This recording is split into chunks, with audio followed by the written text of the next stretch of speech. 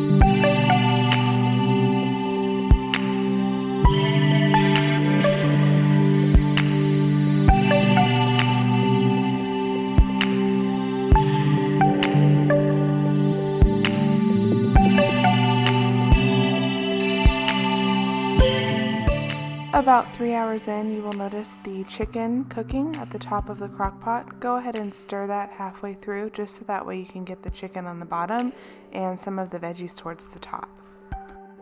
After the crock pot is done cooking, feel free to add any salt, pepper, or all-purpose seasonings of your choice. I do this at the very end just because you can always add more salt, but you can't take it out.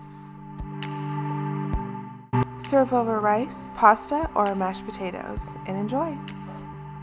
I look forward to serving up more content like this in the future. If you enjoyed this video, please give it a thumbs up, subscribe to our channel, and we'll be seeing you soon.